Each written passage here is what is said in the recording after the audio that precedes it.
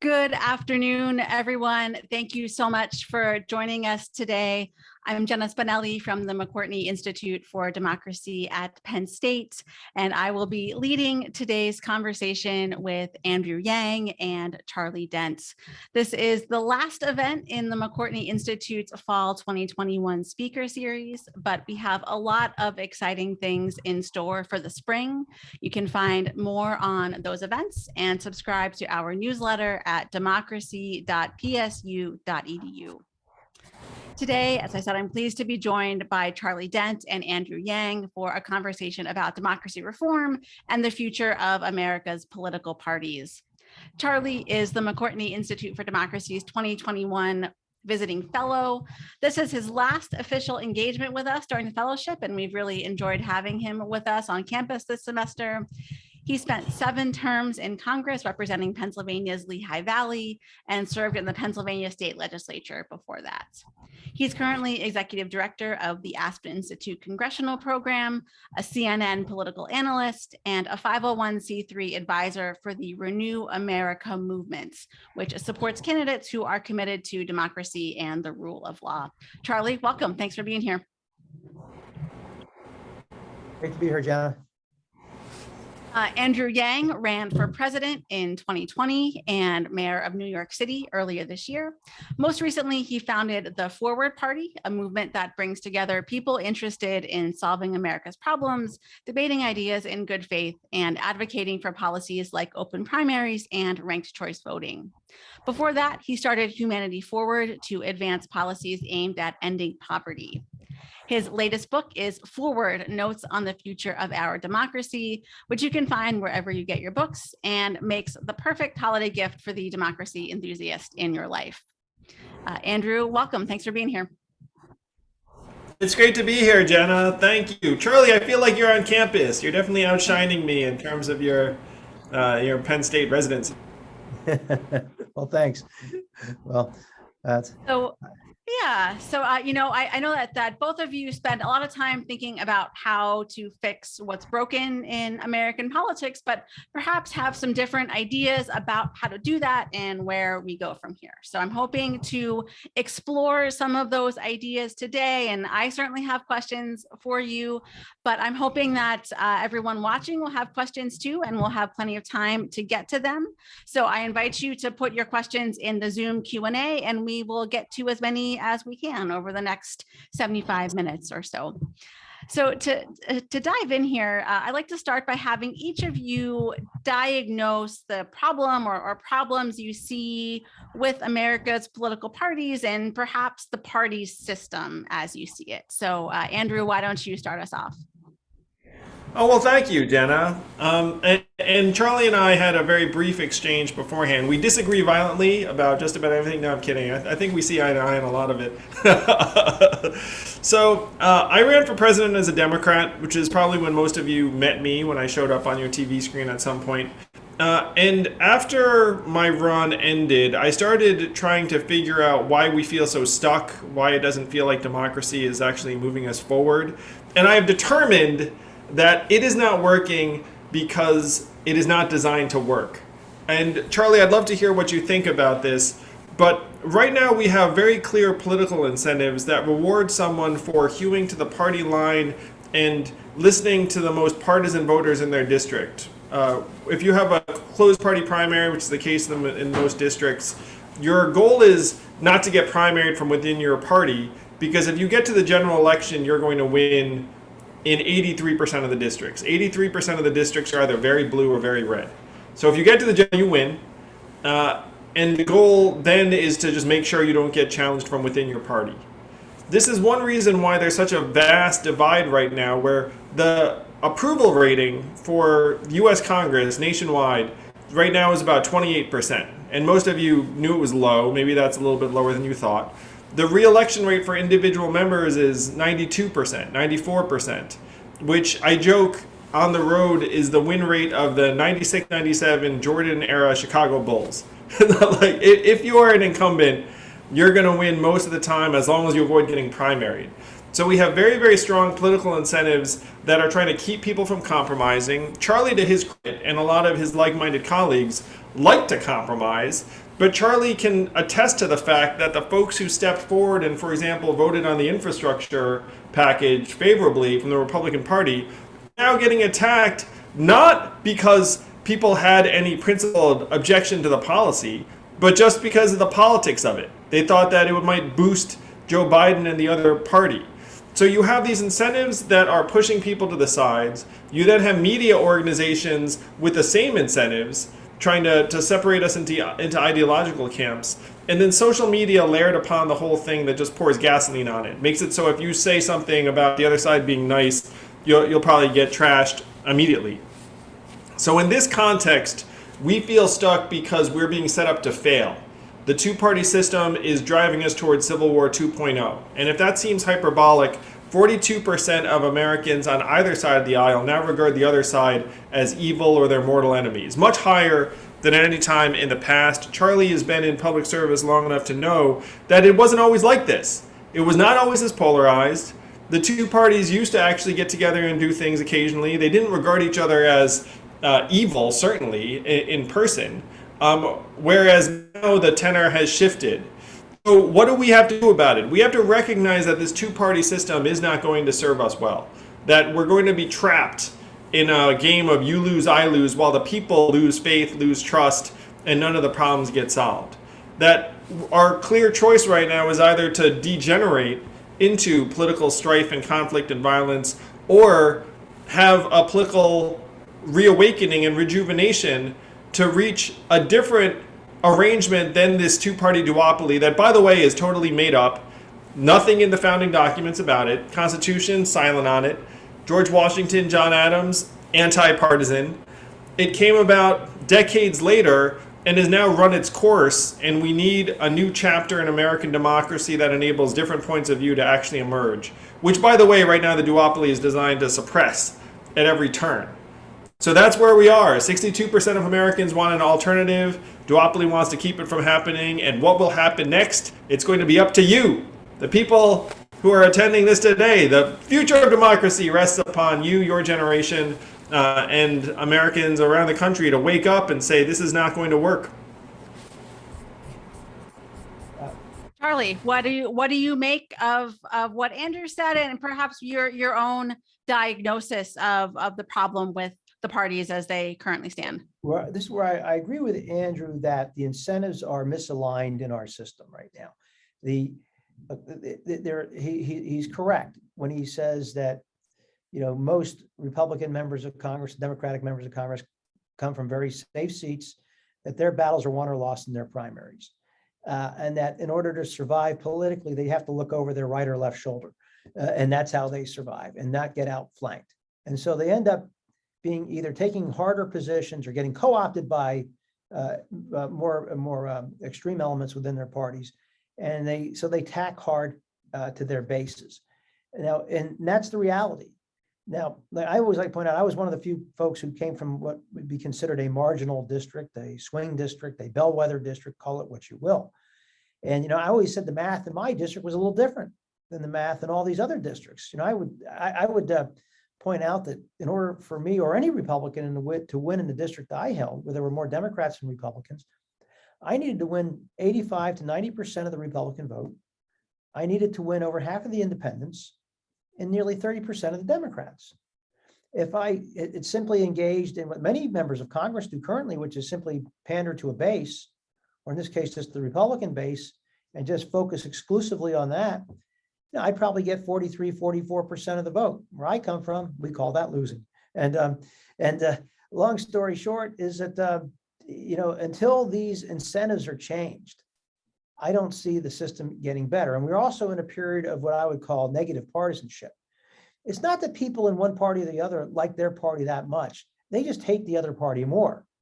And so that's what drives a lot of this anger. And as Andrew mentioned, we talked just before coming on air here, just today in Congress, a friend of mine, John Katko, Republican, who represents a Democratic-leaning district in upstate New York, Syracuse area, is being attacked within the House Republican Conference for over an hour and a half today, not because he engaged in misconduct, not because he brought discredit upon the House, but because he voted for a bipartisan infrastructure bill. Heaven forbid. A policy disagreement is now rises to the level of sanction. I mean, I would have never thought this could happen. I mean, and this is in the same conference. I'm sure that Marjorie Taylor Greene and Paul Gosar were there, who have just engaged in, terrible behavior, which without sanction. So it's really a bizarre world we live in. So, and I think one other thing I would add too, that our founders, as Andrew pointed out, didn't anticipate political parties, and I would argue they didn't anticipate primary elections either. And they didn't. And I think that's where our system is particularly broken. It's the way we nominate candidates, and that really, I think, creates problems for this system. And until we figure out how to nominate people better, I think we're going to continue to have problems. It's a bigger problem than reapportionment or gerrymandering. I think it's a much bigger problem. You have to figure it out, because even in gerrymandered districts, you have the same issue of how you get nominated, and doesn't help you. I just want to say, I'm putting my cards on the table right now. I'm going to spend this next period just trying to enlist you, Charlie, because I mean, you're the perfect representative of someone who actually won in a swing district. You're the disappearing breed. You know what I mean? Like, you're the endangered species of the U.S. Congress, and like I want to enlist you in trying to solve this problem so that people like you can be in Congress for as long as you want. Yeah. Well, yeah, I mean, we're the outliers now. I mean, that's what, and there was a time in our country where our political parties were less ideologically unified. In other words, a diversity of opinion within a political party is actually healthy. It's not a bad thing. See, like I said, my friend John Katko being keel-hauled for voting for a bipartisan infrastructure bill. Okay, you can make an argument for and against that bill. I respect that, but that's okay. That's normal to have that kind of a disagreement within a political party. We all know it's purely politics. I mean, 19 Republican senators voted for that thing. You know what I mean? Including Lindsey Graham, by the way, and Mitch McConnell, and that's what I find so disheartening. That that when do policy disagreements rise to this level? I mean, they could be sanctioning people every week, over a policy disagreement. But parties used to be more like larger coalitions that were a bit more diverse, both sides. Right. And that is so Charlie, let me ask you, and Andrew, maybe you can weigh on this too. Like, are you hearing conversations about how those incentives change, or do you have thoughts about like which chess piece on the board needs to move first to really start moving past all of those things you've just been describing? Go ahead, Charlie. I'm sorry, was that for me? Yes. Okay. So the question being, what do we? Yeah. So have you heard, you talk to a lot of different people. Have you heard about, people starting to think about how to change these incentives, and, perhaps which chess piece on the board do you think needs to move first here? Yeah. Look, I think a few things you could do. We should probably move towards open primaries. I do think that won't solve the problem, but I think it's a step in the right direction. I have mixed feelings on ranked choice voting, which I know we're going to talk about. I'm not sure. I mean, Andrew can speak to it better than I can. He just went through it up in New York State. Yeah. I've never really had to deal with that situation. You're going to probably want to talk about, multi-member districts. That might be interesting. But at the end of the day, you look at our system. The House of Representatives, needs to more closely reflect the American population. I would argue that in the U.S. House of Representatives, the hard elements of the bases are very, very well represented, overrepresented in Congress, where the political center of the country, center left to center right, I would argue is grossly underrepresented. And even though I would probably argue that most of the country probably identifies itself somewhere between center left to center right on the political spectrum. Probably a slight center right country more than center left, but still, you get the point. And these are the people, who I think are feeling very unhappy and are the ones who swing. You have the hardcore Republicans and Democrats who are going to vote for their team, no matter what. But as we just saw in 2021 in this election, well, guess what? A lot of Biden voters just voted for Youngkin and Ciattarelli up in New York and New Jersey and in Long Island. You saw a lot of voters who were voted for Biden, voted for Republican candidates, and it's happened all over the country. And they can swing back again. You know, somebody used the term thermostatic to describe how voters are in midterm elections. You know, one party gets control, you know, temperature's too hot, they got to turn it down. And they want to always kind of put in a little bit of a check on the governing party. And that's the way it is. But there's a significant part of the population that is, I think, is very uneasy with this. Right. Charlie, I could not agree with you more that the first big move we can make is open primaries. And the magic there is that this is not something that you need Congress to do, that it's all controlled at the state level. If you have enough Americans get together and run ballot initiatives, you can shift to open primaries, which will weaken the influence of the most extreme 10 to 15% partisan voters, which, as you say right now, are completely overrepresented in terms of influence. Alaska made this change just last year, and you saw relatively immediate results where Senator Lisa Murkowski is the only Republican senator who voted to impeach Trump this year and is also up for re-election in 2022. This is a politically suicidal move. Her approval rating among Alaskan Republicans is now 6%. You know, so that's why no one does it. Yeah. But because they shifted from party primaries to open primaries last year, she has a fighting chance to get reelected. I'll probably go to Alaska to campaign for her. I actually offered that to her when I saw her a few weeks ago, and she said she'd take me up on it. So this change you're talking about, Charlie, is the change, and it's right in front of us. Like, we can do it. If enough of us get together, we can actually shift to open primaries now, or not now, but like 12 months from now. Yeah. And can you just back up for a second, Andrew, for those who might not be familiar with open primaries, can you tell us what they are and how they differ from a traditional party primary? Well, Charlie hit the nail on the head, which is that our founding fathers had no idea that there would be political parties. They certainly wouldn't want two political parties, and they certainly would not want these primary elections that then end up determining the winner the vast majority of the time. So right now, in the vast majority of races, the way it works is you have, I'm going to choose, let's say, a part of Western PA that's very, very Republican. So you have a Republican primary, and whoever wins that primary then beats up on this, frankly, sacrificial lamb of a Democrat who runs and like everyone knows they're not going to win. And so the party primary is where all the action is. About 10 to 15% of voters vote in the party primary. You have to be a registered member of that party 9 times out of 10. In my race in New York, you had to have registered as a Democrat 4 months before the race in order to vote in the primary, as an example.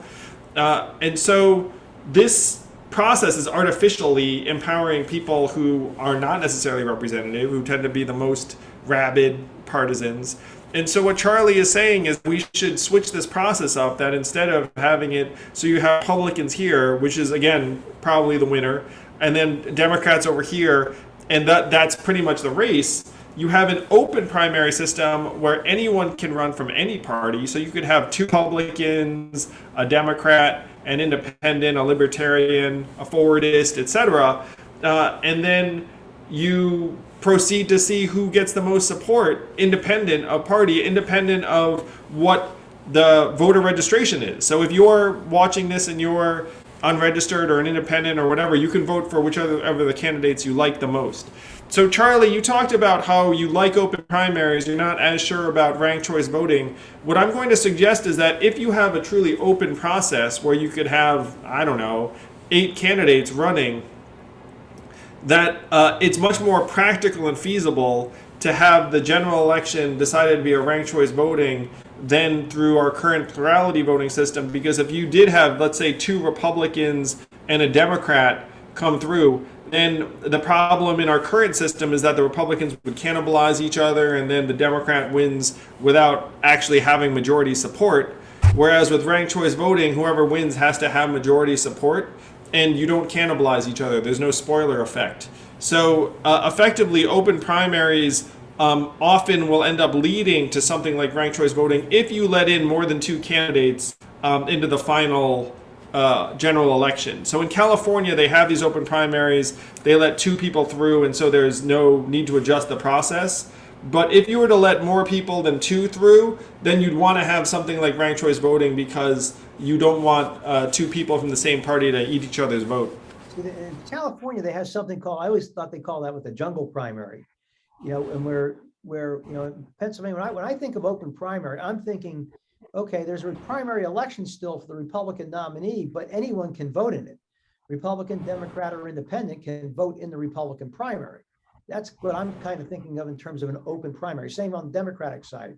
Republicans could vote in the Democratic primary, but you only have to vote once. You get to choose which party primary you want to vote in. Right. That's my So you're right to draw this distinction, Charlie. We might be talking about slightly different measures. So there's a closed party primary, and then what you're saying is you should open it up so that anyone who's, let's say, an independent can come in and vote in that primary, and then that's what they've decided to be for the purposes of that election. They can't like switch later and do something else in the general. The California system, what you refer to as a jungle primary, is actually what I prefer, which is that anyone can run from any party and you just have at it. And then you count up the votes, and then whoever gets the most number of votes from anyone of any party ends up going through the general. The tweak I would make to the California system is that I would want more than 2 candidates to make it through to the general, so that you have a chance of a little bit more diversity and more dynamism. Right. So, here in Pennsylvania, we both have closed primaries currently, and we are not a ballot initiative state. So, how might you go about selling this in Pennsylvania? And, how, I guess, Andrew, how feasible is it, do you think, to do this without and a ballot initiative? And Charlie, how might you make the case to the state legislature to get them on board with something like this?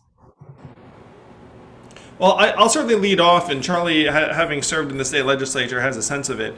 So it's very hard.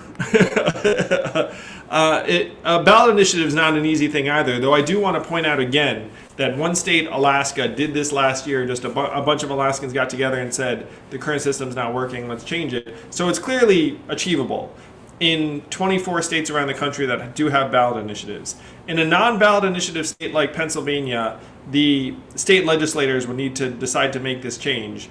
Now, if you were to ask the average state legislator, hey, do you want to shake it up and let different points of view emerge and you don't have a closed party primary, they don't like it because they figured out the current system. In the current system, they're like, okay, I know who I need to please. If I get to this process, I know I win the general. If you're a political consultant, you will also say, hey, let's keep this the same because I've got it figured out. So it's tough in an environment where you need the state legislators to make this kind of move. Not impossible. If you had enough people get together, you could make the case. Pennsylvania is an interesting case because you all are a genuine swing state. So it's not that there's one party in power that just like runs the whole show. So you could try and make a case that, look, this is going to be better for Pennsylvanians, for democracy. One of the things I have seen that you can do in an environment where the state legislators may or may not be on board is you can actually enact ranked choice voting as one example, or open primaries in a city, in a locality. And one of the things that happens very often is that if some city within a state adopts some of these measures, then it starts making sense to everyone.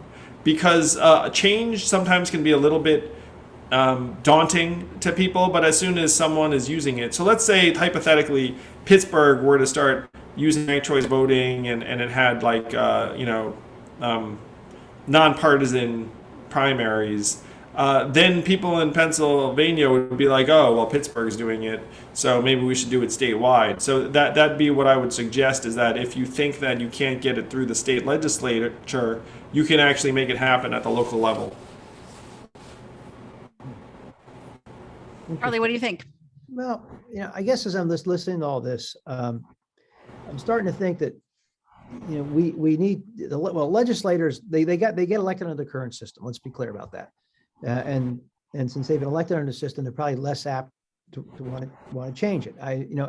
As contentious as our national politics has become, it seems at the local level, and I'm not saying in the case of New York City, but I'm saying at the case of many local elections, they're not, a lot of them aren't particularly competitive, even state representative races. I don't know how many go uncontested these days, but always a significant number did, because the districts are so lopsided. And that's part of the reason why this whole open primary becomes interesting, because people in those districts know that they're lopsided. And so they want to have a say. So if they can't have a say in the general election, they want to have a say in the primary, even if they're not a member of that party, because they want to be part of the decision of who's going to be the representative. They don't feel like they're really part of it, or at least they're not making an impact. Now, we talk about issues like multi-member districts. I guess I've forgotten that many states like New Jersey do that currently for the state legislature, and maybe for some county like they're freeholders, and they call them freeholders in New Jersey. But in my state, I was first elected to the legislature in 1990 when we went to one man, or I should say one person, one vote, and that's where we've been. But before, I would go back to the 1960s. I guess they made the change. We had a state constitutional convention back in 1968, 67, 68, around that time, where they went to this system of one man, one vote, and they thought it was a good reform, because we used to have, I think they used to elect the state representatives almost on a county basis. And so you could have, some Republicans and Democrats, but I think they all represented the county. I haven't really thought it through in my own mind whether or not that could work at the federal level, or if it's even permissible at the federal level. But I love where your head's at, Charlie. So this multi-member district idea that you're suggesting has been proposed by a guy named Lee Drutman that Jenna and I were just talking about. And believe it or not, someone's actually submitted a bill in Congress called the Fair Representation Act that would shift from single-member districts to multi-member districts and end up making it so that some of the minor parties or independent parties might have a representative on the basis of the fact that they got whatever 10-15% of the vote. Now this is a very, very big shift from our current system, and a lot of Americans frankly would be totally confused by it. And one of the reasons why I'm not leading with that in terms of the Forward Party and what I'm trying to make happen right now is it requires an act of Congress that I think is highly unlikely to pass.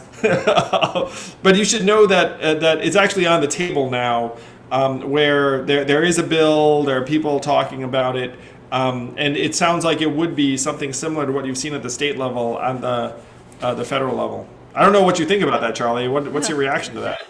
I think you're right that the Congress would probably not enact such a change, but it is disturbing when you see some states where they have no members of the other party in Congress, even though there are plenty of members of the other party in that state. I think they pointed out, like you take Oklahoma as all Republican representatives, but they're Democrats in Oklahoma and Arkansas and places like that, even though the delegations are completely one-sided, at least in the House and in the House of Representatives. Same thing in Massachusetts is probably another example of a state where there are they have a Republican governor up there, for Pete's sake, but they have they have a significant number of Republicans, and we don't, and our founders, they created the system in a way, if they wanted to have proportional representation, they probably would have been better off with a parliamentary system. But they were more concerned about an abuse of executive authority, and they wanted a Congress to be a strong check on the executive. And I would argue, we've moved away from a system of separation of powers, to a system of separation of parties. And what I mean by that is the parties that, like, it's the member. If you're a member of the president's party, you're a member of the president's party in Congress, you often feel it's your job to protect the president rather than protect your institution. And I think the founders wanted the members of Congress to be protective of their authorities, not to be at war with the president, but you don't work for the president. Your job is to work with the president. You're allowed to disagree with the president. And when you do, that's healthy. They didn't want executive authority to be so strong. And so they created this system of separation of powers. But when they did that, it probably unwittingly, but they made it more difficult, I think, to create multiple parties. So, Charlie, you've hit the nail on the head that right now, if you wanted to design a system that was vulnerable to authoritarianism, you would design a system like ours, where if you have one of the two major parties succumb to bad leadership, then all the political incentives for everyone who's in Congress, a member of that party, is just to say, okay, let's back up the president. And to a point you made earlier, even if you have a problem with the leader of your party, you're like, well, the person's a lot better than the other side if you literally just have a two-sided system. If you have a two-sided system, then all of the incentives are to say, well, and so there's a single point of failure then for the entire country to become authoritarian, which is, does one of the two parties succumb to a particular form of leadership? And then we're there, more or less, as long as if that party has control. So if you wanted to make a system that was more genuinely resistant to authoritarianism, you would have to have more than two parties. If you look around the world, the UK has 5 parties, Sweden has 8 parties, Germany has 7 parties, Netherlands has 18 parties. And in that system, if you have a party succumb to bad leadership, then you don't have this grave a threat. And this is something that I know you feel very acutely, because you came up in Congress and the Republican Party had different people, different points of view. It wasn't as monolithic as it threatens to be now, where everyone who has said anything that's independent of Trump is just getting singed. You have like Kinzinger is not running again. Gonzalez is not running again. That's like 2 of the 10 people that voted to impeach him, and he has a list where he says 2 down, 8 to go, and everyone can see it happening. It's the same thing now with the 13 who voted for infrastructure, where they're trying to attack him. The whole thing is very, very badly designed. And your experience and the experience of your peers, I think, is so instructive, because you were this. When you say before that the United States is probably a center-right country, I tend to agree with you. I feel you are essentially the embodiment of the barometer of the country. You know what I mean? When you were in Congress, it's one reason why you won in an area that, as you say, had tons of Democrats. And then now the parties have just kind of headed in these directions, and then the set of principles that you embody and your friends embody is just disappearing. So it's a very vulnerable system, is my point. And you and I share the concerns about what that vulnerability could mean. Yeah, by the way, speaking of that, you think about somebody takes a position that's heterodox. They're not orthodox in their viewpoint. They get called traitors now. So in other words, I was the last pro-choice Republican in the House Republican Conference. Myself and Rodney Friedlinghuysen were the last 2. But if you look at polling, about 30% of Republicans self-identify as pro-choice, but there's 0 in Congress on the Republicans. Yeah, 0 is a lot less than 30%. It's not. Same is true. They used to have a lot of we call pro-life Democrats. In fact, many would call them Catholic Democrats, or in Pennsylvania, we used to call them Casey Democrats. Pro-labor, pro-life, pro-gun. That was the term that it was a term that was coined. And there were a lot of voters like that, but that ship has sailed. And so even on the Democratic side, there's try running in a Democratic primary as a pro-lifer. Like this fellow Dan Lipinski, who's a friend of mine. He was a Polish American from Chicago, that good Democrat, like many were, and he got beaten in his primary because of that issue. But in other words, neither party seems to really deal well with those who have a heterodox position, even though many people within their party are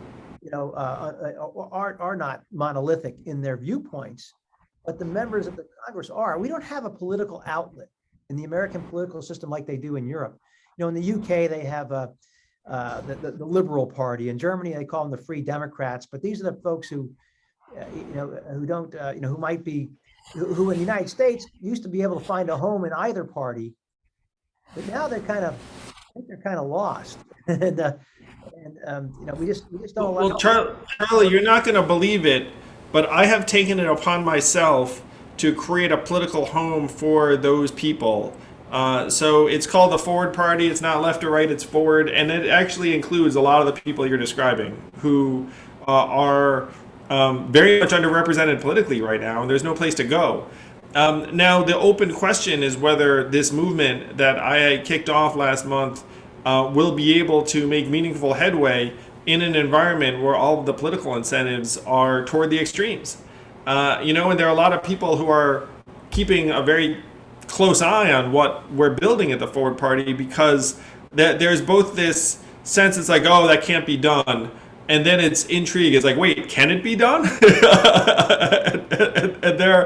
and there are a lot of people who want it to happen, but the people who want it to happen are also mindful of these incentives we're talking about. And what I said to a donor today, occasionally I have donors, it's very exciting.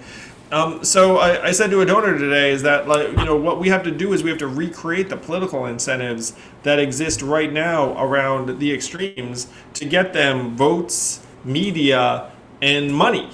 It's like right now, if you're a political figure, you respond to those things. And so if you go into this middle ground of independence, or what you call Casey Democrats, or whatever it is, where do you get these things? Where do you get the votes, the media, and the money? And so my job right now is to create the votes, the media, and the money for people who decide to represent this underrepresented area. Yes, yeah, I've never felt that third parties do well in our country. They just, system's not stacked on them. But we do need a movement. We need a movement. And I here's the example I would often use, Andrew. I would say, think of, I'm a Republican. And so if I say, okay, in Arizona, Mark Kelly's running for re-election, but if they nominate somebody who I find to be, Republicans nominate somebody I find offensive, like say Kelly Ward, who could be the nominee, well then this group of swing voting folks, this movement, say, okay, well, you know what, we're going to vote for Mark Kelly in this one, regardless of your party. In other words, be a true swing block that can influence the party. You'll be happy to know, Charlie, that at least the Forward Party right now, that's exactly what we do, because there is no Forward Party candidate in 99.9% of races, and so you and I talked about it. Like, we're going to support David McKinley against his opponent, because David McKinley is, in our mind, a more reasonable, pragmatic Republican. And like in this case, he voted for infrastructure, and he's being attacked for it. So one of the joys of being this third-party independent movement is we can endorse Democrats who we think are trying to do the right thing. We can endorse Republicans who are trying to do the right thing. Every once in a blue moon, there might be an independent and then our goal is to make it so that people can run as something other than an R or a D. And actually have a chance to contend. Right. So we have questions piling up here in the Q&A. There's lots of folks who have been waiting a very long time for the McCourtney Institute to do an event where we talk about things like open primaries and ranked choice voting. So I want to get to as many as we can. But first, to that point of incentives you were talking about, I want to ask both of you about the role of neoliberalism in our two-party dynamic. There's a well out there sort of critique that from basically Reagan through Obama, both parties were really wedded to a market-based ideology, and that led to income inequality, and that in turn breeded some of the sort of populism or, extremism we saw on the left and the right. We're thinking about, for example, Bernie Sanders and Donald Trump in 2016. And so I guess I'm interested in, what each of you thinks of that critique, and, to what extent does our new movement need to sort of dismiss or divorce itself from the sort of rigidity of market-based thinking or neoliberal principles. I'm happy to kick this one off. I wrote a book on the fact that technology is going to assume more and more value in work, and it's going to exacerbate inequality And that's been going on in some form for years and decades. It started in the 70s and 80s. There are two main forces behind it. One is capital and the other is technology, and now they're intertwined in ways that would be inconceivable to most economists or most Americans not that long ago. One example I use that's familiar to everyone, there are 2 million Americans who answer for a living right now in call centers. Google AI will be able to do that job yesterday. What then happens, and oh, by the way, how much is Google going to pay in taxes on that AI? I guarantee that 2 million call center workers pay some taxes. Google's AI probably pays nothing.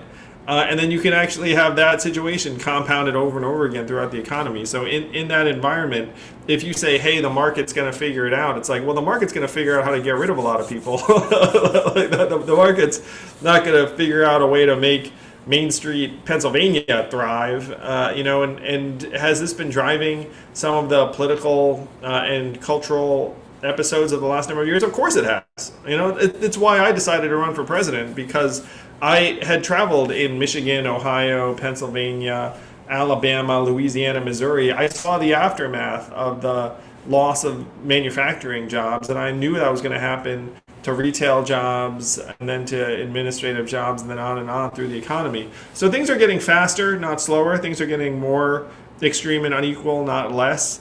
And you have to make big moves if you're going to address that, even if you have a chance to address that. So there's been this overrunning of both of the two major parties in terms of what you described as neoliberal thinking, or the market will figure it out. And a lot of Americans on some level sense that's not working. So the question is, what comes next?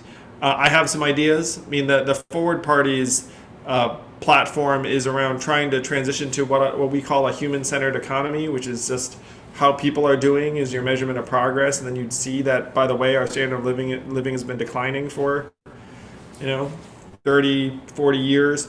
And so if you start making that, because right now, stock market record highs, GDP record highs, but a lot of that's going to get fueled by technology, and most Americans are not going to be included in that. So that to me is like the main driver, and it's really on our media organizations for just turning a blind eye to this. You could say that it's because they didn't understand it. I'm going to say it's actually because they don't care, or because they are in bed with the two political parties, and the whole thing is part of this flywheel that has nothing to do with improving our lives anymore. Yeah, and the way the media covers politics too, it's really more of a horse race type of thing. They spend a lot of time obsessing on polls, spend a lot of time just obsessing on the race as it is. There's not much reflection that goes on, or even serious analysis of policy. Doesn't happen. Part of it's rhythm of the news segments, Charlie, and you and I have both been on CNN. It's tough because you got like a 6-minute segment. It's going to have 4 or 5 questions, and so what you do is you answer the question. A lot of it's the format. It's a visual medium. It's supposed to be stimulating, and the rest of it. It's tough to convey anything that's more long-term or reflective in that format. Right. And, speaking of media, it's also, we live in a very, self-directed media landscape. People can choose to read or watch or listen to, whatever they want to. For the most part, I know you have a podcast, Andrew. That's sort of one example of it. And we have a question here in the Q&A that sort of relates to that. A lot of people are just generally burnt out on politics, or even from the pandemic, and don't have the time or the energy to keep up with new movements or things like ranked choice voting or open primaries. And so, how do you get these messages out to people who are not all of the democracy nerds that are watching with us here today? Are you all democracy nerds? That would make me very happy. Democracy nerds unite! So. Forward ho! So first, let me say I agree with this questioner. I think right now there's a lot of fatigue, and one of the things too, this is a result of the polarized environment we're in. I said the other night to people that the animating emotion around elections today is fear. And it's impossible to be afraid all of the time forever. Like eventually you're like, oh, like, let me just freaking, watch a movie or hang out or do something. And so I appreciate the question. I agree with the sentiment. I'm going to suggest that the way I'm trying to make this stuff happen is by not being doom and gloom about it, by just trying to make it seem like upbeat and invigorating, and we can fix this, and this is like the future, good vibrations sort of thing. Also package it in a way that's interesting and maybe even humorous. Like it's one of the reasons why I'm now going to be investing in this whole new media apparatus of podcasts and other independent voices that can reach people perhaps in a different way. Because the fact is, and I said this to my team too, I was like, look, I cannot hold people's interest just talking about open primaries and ranked choice voting for 2 years. It's freaking boring. Like there have to be other things that you end up wrapping into it. So I understand the challenge 100%. I have a read on what I can do to try and make it more interesting. What I'm going to suggest to the democracy nerds among you in terms of trying to address this problem is to just be accepting of the fact that a lot of people aren't going to be hyper attentive or attuned to this stuff, and just to be selective about how you try and activate someone. The reality is that these things tend to go in waves or cycles, and it's harder to get someone to care about something, let's say 12 months before the next election, which is about where we are right now, by the way. But the energy is just going to go up and up and up towards November 22. And then, oh, by the way, after the midterms, the energy is going to shoot into overdrive because everyone's going to be obsessed with 24. So right now, I would kind of say pace yourselves, pace your friends. They don't need to be, lining up about about this stuff every night between now and then. Just sort of pick your battles and get in there when you think you have an opportunity. But at the same time, though, I mean, it does take a long time to get an initiative on the ballot and collect signatures and, all of those things. So are those campaigns underway right now, or what's the timeline for those types of things that you're working on? Oh, yeah. So if you want to be apprised of the stuff that I'm working on, you go to forwardparty.com, join the mailing list. We should have the ballot initiative states identified sometime next 2 to 3 months. And then, so the timeline for a ballot initiative is that you would need to know about it about a year in advance. And then there's a period when you have to try and gather signatures. So you have to try and ask everyone, hey, help us get signatures. And then you have to try and get on the ballot. And then you have various advertising campaigns and canvassing and door knocking, trying to let people know, look, this ballot initiative is on the ballot and it's great. Don't be daunted by it. It's fantastic. It's going to improve things and the rest of it. So the action's going to be hot and heavy, hopefully all through next year. And you're 100% right, Jenna, that a lot of the groundwork needs to be laid now. But if you're someone who's watching this, you should know that there are individuals, and I know a lot of them, that are laying the groundwork as we speak.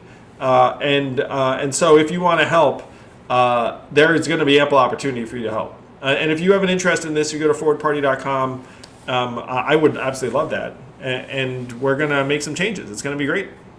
Yeah. One more question here about the Forward Party, then we'll get you back in here too, Charlie. So Andrew, someone asks here, so you say that the Forward Party is not left or right, but forward. How can you form a party about political strategy and depolarization, but does not have key stances on issues that matter to Americans? Well, thank you for the question. It's actually the fundamental issue that challenges folks who are trying to occupy this central space. And so we've adopted some things that we decided were core around modern and effective government and grace and tolerance and universal basic income. There are other issues that, I think people know where I stand on things. But the case we're making is that, look, you can disagree with Andrew Yang on abortion, or other things, but we can make common cause around trying to make these structural reforms happen.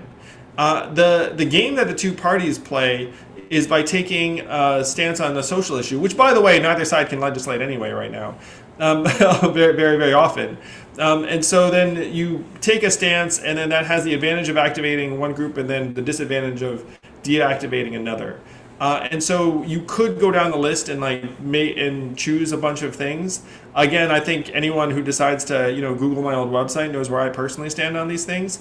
But there are Americans that disagree on a whole host of issues that agree on the need for change of the duopoly. I'll give you one example. Libertarians. Libertarians want an alternative to the duopoly in the worst way. Libertarians disagree with me on various things, but libertarians will also look and say, whatever I disagree with Yang on is secondary to the need to try and reform the system.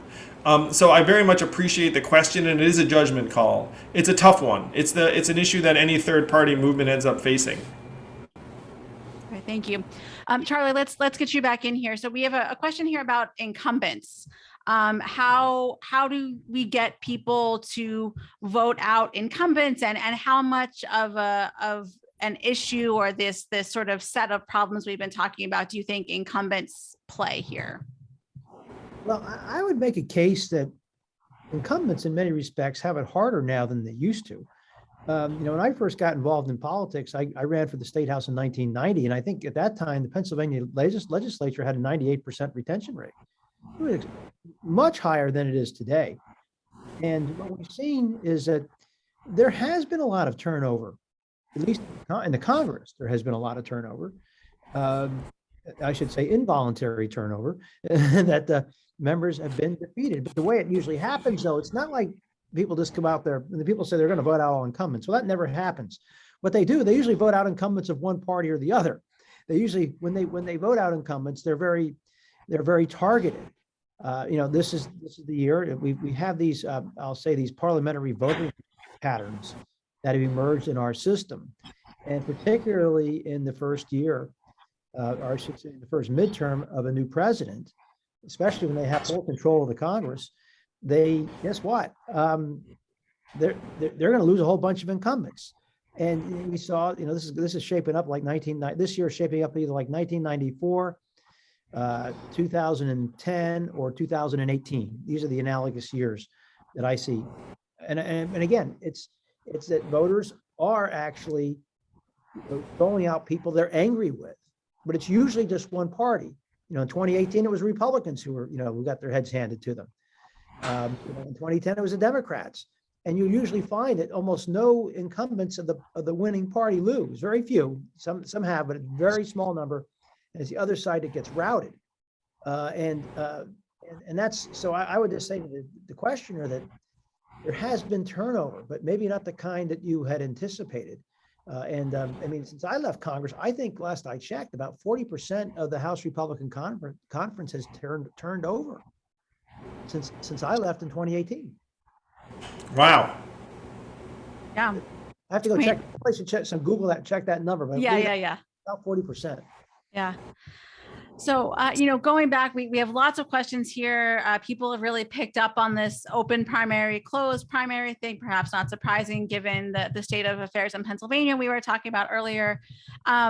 Would it be possible to reform the closed primary system by encouraging people to register for one party rather than as independents, which we've said, a much higher percentage of younger voters are choosing to be independent. So is that perhaps a path forward in a state like Pennsylvania, or is there any way that we could, perhaps simulate what an open primary is without actually needing to get the state legislature to make that change? So first, let me say this is happening all over the place right now. There are so many Americans who will look up and say, hey, I'm going to register as a Democrat just to be able to vote, or a Republican just to be able to vote. So that is happening. It doesn't solve the problem, though, because there's always a very significant body of people who are already registered as the other party And I would also suggest that it's wrong to force Americans to register with a particular party in order to have any ability to participate. But that said, if the questioner is thinking, hey, let me register as party X so I can vote, you should do that because it's practical. And everyone is already doing that. Not everyone, but I'll say, like, here in New York, I can't tell you how many people are just like, I register as a Democrat because there's no other way to participate. And so there are people that would very much prefer another approach. But we do it. We all do it. And Charlie, is there anything that the parties could do here to maybe change the way that they do things, or are we sort of past the point of no return there, do you think? You know what's changed in the parties since I first got involved? I used to think that the role of the political party was to help their candidates get elected. Now, I mean, like, especially at the county committee level, not that they were weak back when I first started, and they're still weak. But what's changed, though, is at least I thought many people in the party understood their role was to try to nominate the best, most electable candidate. That's what they wanted to do. Now, many people who run these county committees, it's like it's almost like a debating society. I would go in and say, hey, who's going to help us get petitions signed and yard signs out and all that kind of stuff. Now it's, they become these forums where they want to instill some kind of purity. They have purity tests, and so how about just putting some yard signs out? And that's no. I mean, we want to have they want to enforce some level of indoctrination or make you doctrinaire, and that's what's changed for me. Parties, are, I think, becoming more and more problematic in this regard. A lot of them aren't about winning. I mean, like I said, look, why would a political party go after John Katko, who represents a Democratic district? You want to be a majority party. Why would you try to savage a guy with a primary? You'll get a Democrat. It's because you've gone ideological and political to the extreme. Like, you're not policy oriented, you're not principled, you're not even trying to help your side win entirely, or else you would just shrug and say, well, we're lucky to have that person representing that district. I've got a question that's a little bit off script here, but I just want to run it by. So in my book, I advocate for congressional term limits of 18 years in each house, in part because there's a bit of a gerontocracy going on in the U.S. that I think people are noticing, and that the leadership has been there for 20, 25, 30 years, which seems excessive. And I just wanted to ask Charlie, as someone who was in Congress, it sounds like for 14 years, I was advocating for 18 per house, which I thought was a long enough period of time so you could still build up relationships and a bit of hierarchy and the rest of it, but not so long that people are camping out for, in excess of 20, 25 years. Yeah, it's interesting you say that. I always thought if there's going to be a term limit, make it 12 years in the House, 12 years in the Senate. Maybe it is 18 years. I often thought for the Supreme Court with all these fights, maybe instead of they need term limits. They need term limits. Yeah. Maybe it ought to be like an 18 or 20 year limit. 18 for sure. 18, yeah, and then you could stagger them. So Yes. But I just thought it would be kind of interesting. But nevertheless, I do think there's some merit to term limits. Absolutely. And, I always said that about my goodness, when Strom Thurmond. He was serving in the Senate at the age of 100. Chuck Grassley's 88 and he's running again. He's aiming for 94. You know what Strom Thurmond said when he turned 100 at his birthday party? He said, "Now that I turned 100, I now support term limits." He said, "I don't think anybody over the age of 100 should serve more than 3 terms in the United States Senate." And that was his. Point is, a serious point though. I think it would actually be helpful, but we've had more turnover in the Congress. So I think the movement for term limits has, I think, dissipated a bit. But you're right, Andrew. I mean, it's funny how the difference between the Democrats and Republicans in Congress is this: if there's failure on the Republican side, Republicans lose an election, they immediately frag the leaders, or the leader, and they're gone. The Democratic side, you lose the House not once but twice. You get.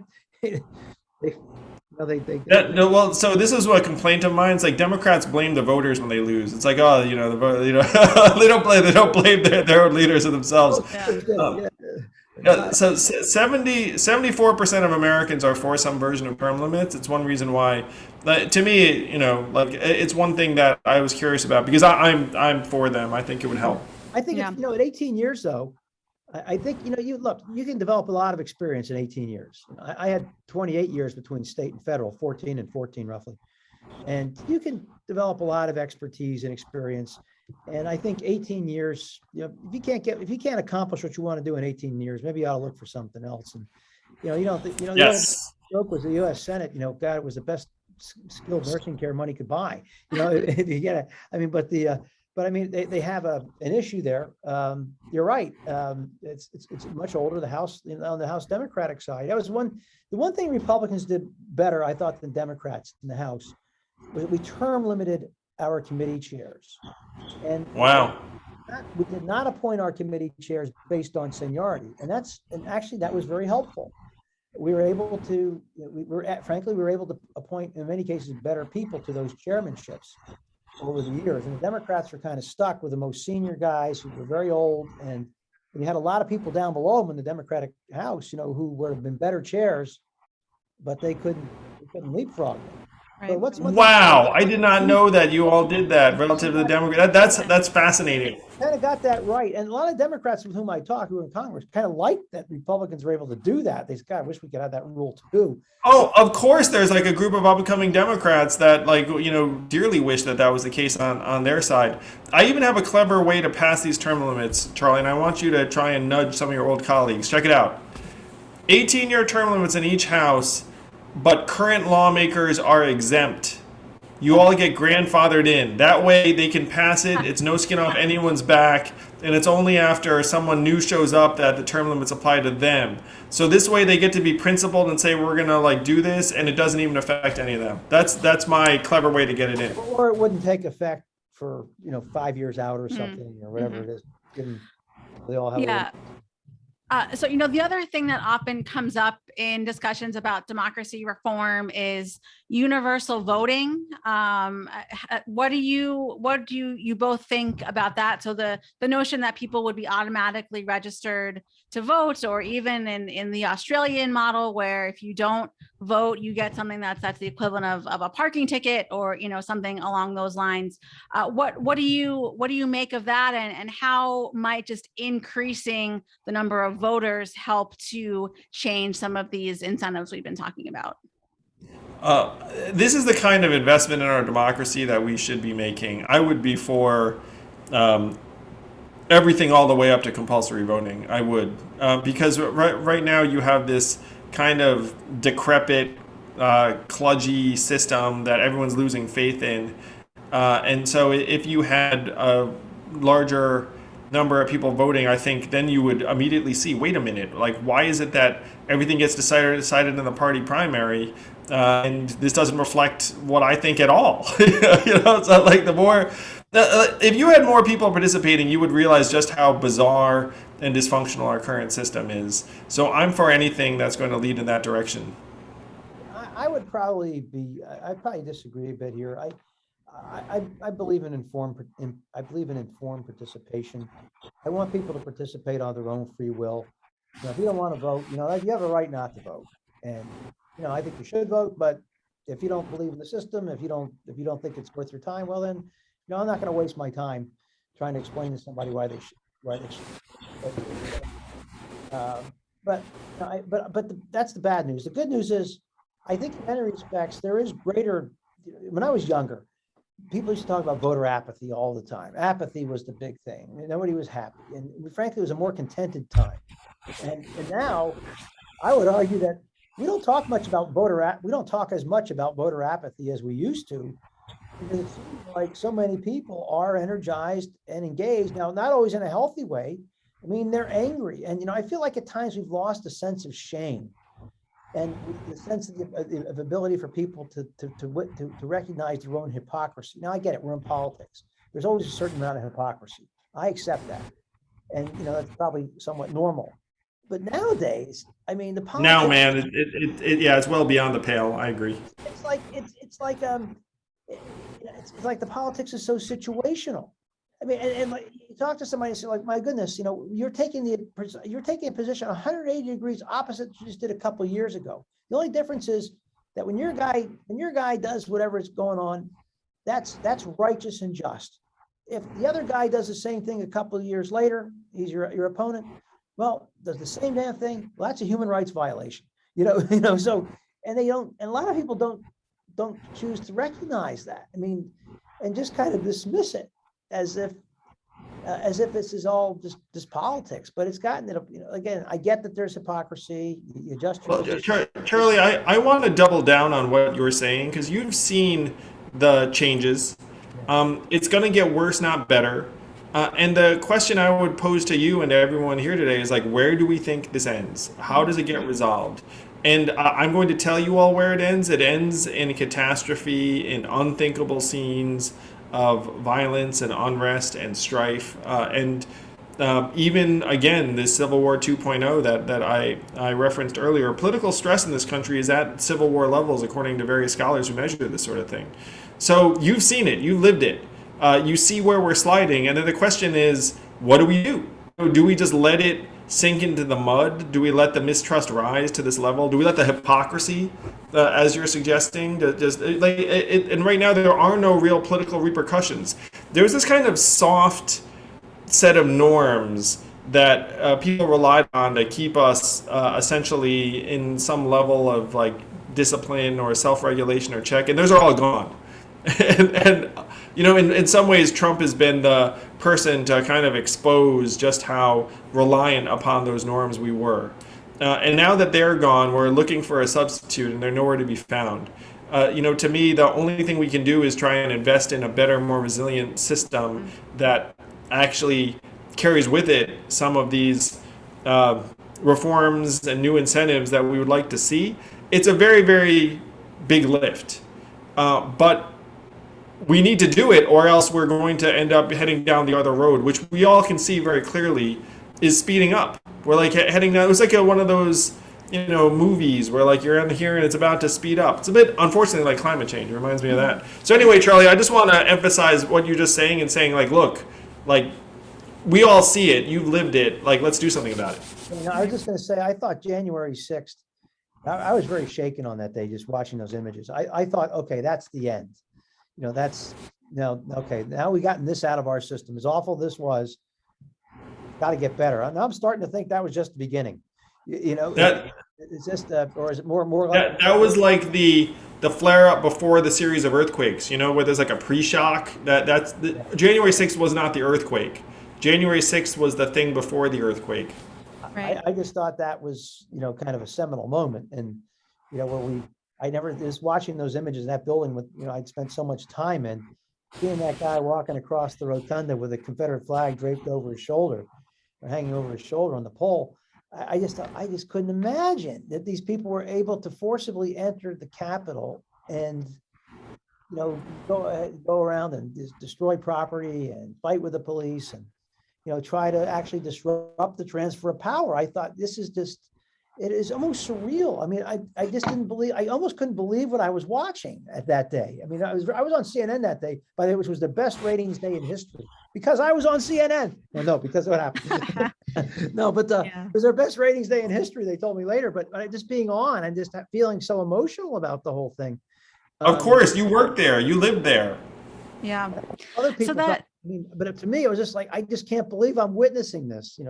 There's more like it coming down the pike, Charlie. Well, and that actually leads to sort of how I wanted to bring this conversation to a close. So we've talked about the Forward Party, which is a movement.